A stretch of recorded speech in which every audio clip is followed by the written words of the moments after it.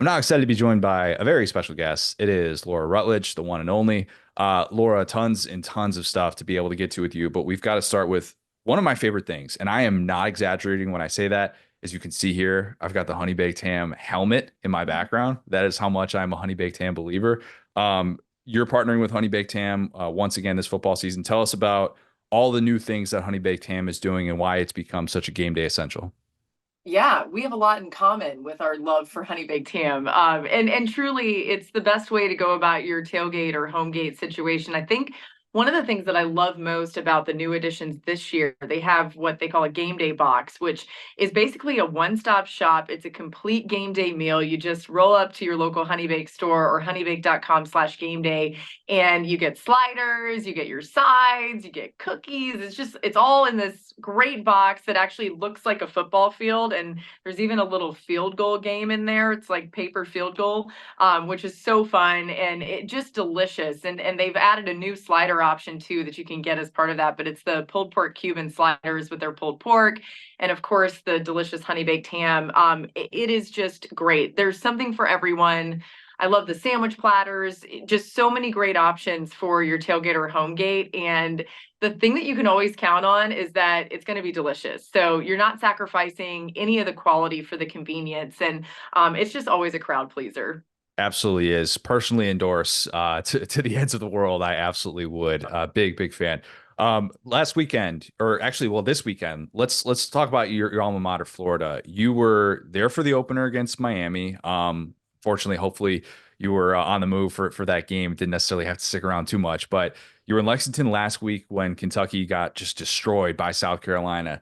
Dating back to last year, SEC Nation is 0 for 5 in its last five on campus visits, with four of those losses coming by at least 24 points.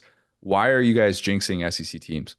We did not want that to get out there, but I have been starting to feel badly about it. At first, we were kind of joking and we're like, oh, maybe there's a curse. And then we're like, no, couldn't be. And after what happened last week, and this is no offense to South Carolina, because I think they were probably better than we all thought. And they have really good defensive players, especially in the D line. And I'm excited to see what Lenora Sellers can continue to do. But my goodness, to think that Kentucky would show up and play so poorly and all of that. I mean, that one felt like truly it could have been our fault. I don't know. It's so bad. And hopefully it ends. Like it needs to end this week. We're going back to Gainesville.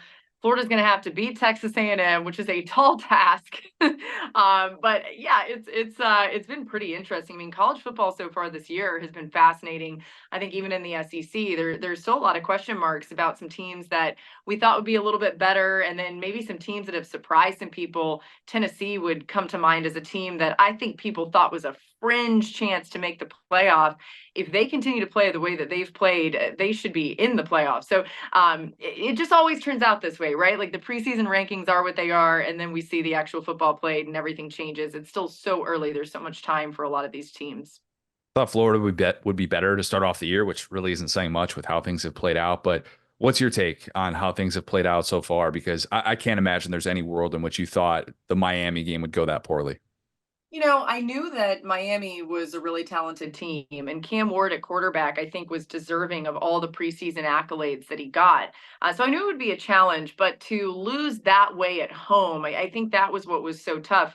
Tim Tebow actually told a story about being on the sideline with other Florida alum, and he felt like the alumni were wanting to like get out there and even like fight a little bit more than the actual players in the game, and that part's tough. I think there's some of that that's missing, and it's so hard to figure out what that exactly is, right? Is it the confidence to play so hard that you lay everything out on the line? Is it the ability? Is it lack of a roster construction? Is it lack of good play calling? Maybe it's just a combo of all of those things. And I think the interesting part is what you saw last week from DJ Lagway, which is I think Graham Mertz is really good, and I feel bad, talking about this in a way of like, should Graham Mertz play again? But it's a little bit of a question after you see what Lagway brings to the offense. And I understand it was a lesser opponent, and that is very real, and it's important to keep in mind. But there were some things that Lagway can do with his legs, his incredible athleticism, and the ability to throw the football that really can stretch the field, which we haven't seen as much from Mertz. And I just wonder what Florida's going to do, when it comes down to their best chance to win. There's so much pressure on this coaching staff, so much pressure on this team. You got to think they're kind of putting all their cards out there on the table and doing everything they can to make something happen. How tricky is it to manage for a pregame show when you have a vibe that you know going in, it's not going to be at peak levels, and that's kind of feels like it's going to be the case at Florida, and it's not to say that they won't have fans there, and you'll have tons of support and all that stuff, but when you know kind of going in, like you guys are going to have to bring the juice, and you guys are going to be the ones that have to provide that vibe, because if you weren't, you just do SEC Nation from the studio, and it'd be like what Yeah. 2020 was. So how difficult is that from your perspective, knowing that that's going to be something to kind of have to overcome when you guys arrive? No, it's a real thing. I mean, it's something that every week, I struggle with. I would liken this to, like, let's say you're going to be hosting a party and you're thinking, all right, I need to make this great for everyone. Like, how can they walk away from this feeling like they had a great time? And that is truly how I approach SEC Nation, not only for the people on the show, but like anybody who's there, anybody watching at home. I want them to feel like they are having the best time. They're getting great information. They're learning something. They're smiling. They're laughing. They're ready for what's going to be a great day in college football on a Saturday. So it's very real. And I will say this: we have some great things planned for Saturday, but I will be the entire time cognizant of the energy, cognizant of serving the crowd, but also serving the fan at home that may not be, watching necessarily to hear any more about Florida and Texas A&M. It's interesting. It's a constant balance. I mean, even when we are at a place that has great energy, like last week, pregame Kentucky before they lost, everything, the vibes were high, and everything was great. And just an amazing crowd in Lexington. And it's fun because you want to make sure you're serving that crowd. We did a show that was very much Kentucky and South Carolina, but then there's other great games to talk about. Texas is going to Michigan. We had live shots of that because it was a noon game and all that. So no matter what the scenario is, there's a delicate balance of where you're at, and then also making sure you cover the entire league. You don't need production advice from me, but the break glass in case of emergency is just get the screen up, get the projection screen, and just show Tebow running over like defenders left and right. That'll make Florida fans happy. That'd be good. It's true. I mean, the one thing that we can always count on in Gainesville is like, hey, Tebow's here, come on, guys.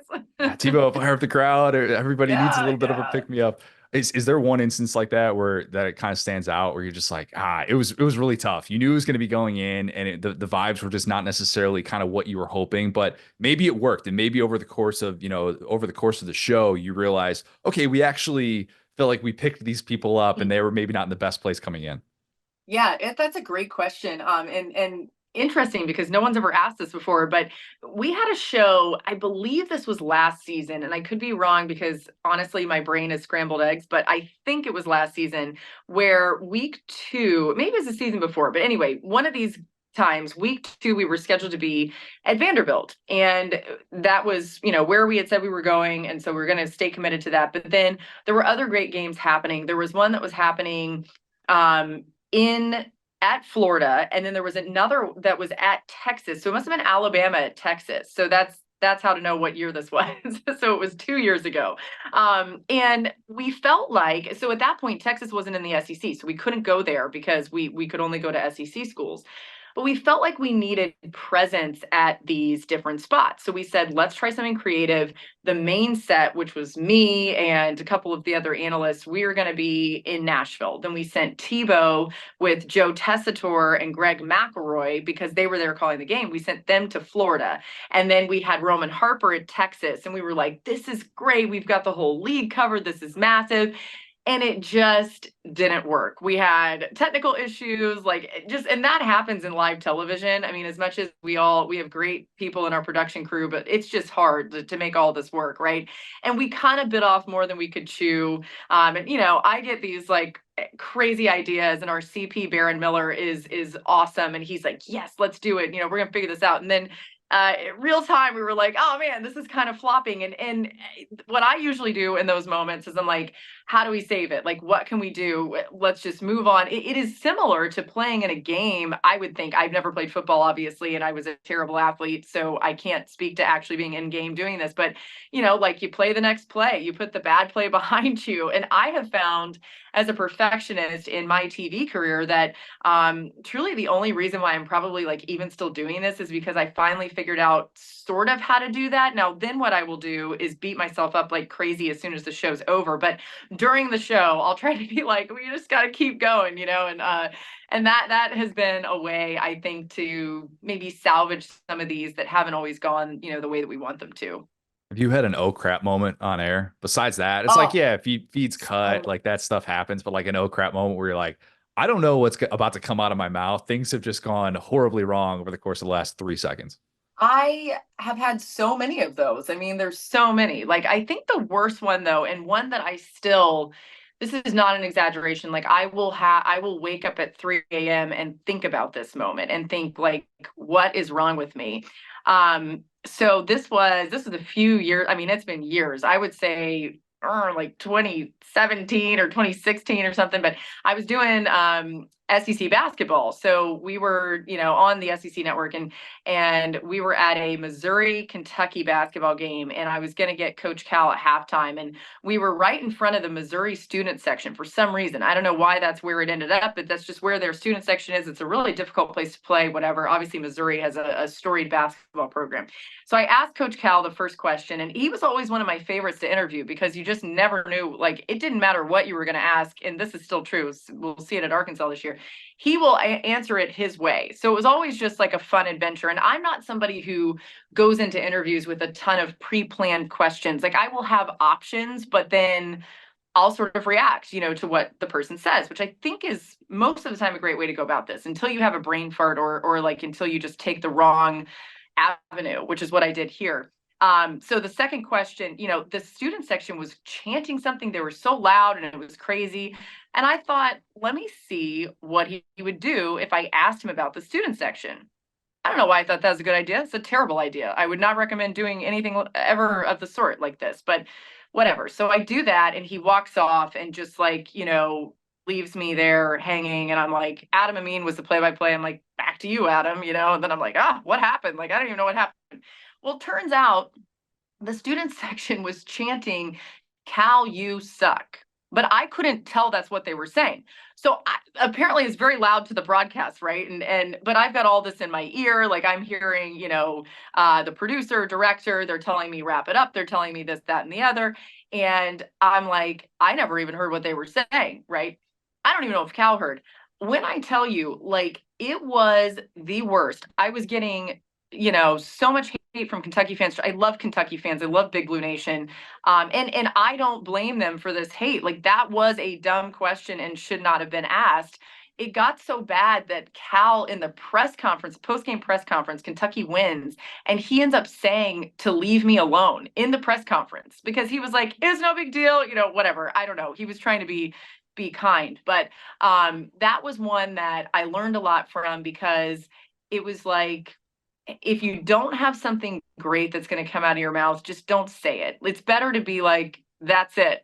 Bye, than like, and I still have, just goofs all the time and mix-ups, but that was one that I specifically think about still to this day. That's incredible. Absolutely incredible. One of your positive recent moments, I thought, was the Jalen Milroe at the draft. Like, when he's like, what up, coach? Just infectious joy that I think anybody watching that, even if you hate Alabama, you're like, how can you not love this adorable little moment? Is there a memorable instance that you've had with Saban on the desk, being in this new role? And like, I know SEC Media Days, you're with him as well, but like having him on that media side with you, I bet is just a different type of animal to be able to tackle. I mean, he's so good. He's just so good. And it's not like any of us thought he wouldn't be, because we had seen him on TV before. But I think maybe what doesn't get noticed as much, or maybe not talked about as much, is the preparation that he's putting in, which of course we would expect because it's Nick Saban and this is how he is. He's maniacal when it comes to his prep. But one of my favorite moments at media days was that day one, we were on the air from like 9 a.m. to noon or 1. It was a 3 to 4 hour show, and we get off the air. We did the whole time. You don't really get up because you kind of can't. We're like just talking the whole time, or we're waiting for somebody at the podium, then they come to the set, and it's a long show, right? Well, we get off, we're kind of breaking it all down in the production office, and Saban's like, so that's it for the day? Like, I don't have anything else? And we're like, well, yeah, coach. I mean, you just did 3.5 hours. It's kind of long. And he's like, well, I want to do more. I thought I was coming here to work. And we were like, okay, and then truly it was funny. After that, we added him to more stuff. We were trying to be, like, respectful of his time, and we didn't want to overdo it, and this guy's out here like, no, I prepped all the teams, I want to talk about all the teams, and by golly, he did. So just, I think that's been so cool, and he is truly one of my all-time favorites to just talk to learn from, to hear stories from. I think he's a great storyteller, and what we've seen, that's been so cool, is just how much fun he's having, and you're seeing that on game day, which that they're doing a wonderful job putting him in those spots, and he's just taking it and running with it. But I think that's been cool, and I've seen a lot of Alabama fans even who have been like, okay, I'm at peace with what's happened now, seeing him smile the way that he's smiling on TV. It's been really fun to watch. Really, really fun to watch. And he's good. Darn good. I mean, it's unbelievable. It really is. It's not fair how good he is this early at I that know. job. I don't want to like overstate, TV's hard and all that, but it is, and live TV is a whole different beast. This is not scripted. Like, there's a loose plan on what's going to happen, but especially shows like Game Day, SEC Nation, we're out in the middle of everything. There's no teleprompter. Like, it is all just off the cuff, and can be wild and crazy. Last one before I get to some rapid fire with you. I know you're happy with like your million different roles at ESPN, and I always think this is interesting to talk about with you because last year you talked about, the one day maybe getting to do some behind the camera type production stuff, and that was something that was in mind. But and I know that right now the way that it's set up, like Reese Davis is doing great things with College Game Day, but if he ever were, let's just say this world exists where Reese Davis says, I'm going to do what Chris Fowler did. I'm going to focus on going to the booth. I want to call big time games, and I'm going to step down from College Game Day. And if ESPN was like, Laura, we'd love for you to be able to host College Game Day, would you do it?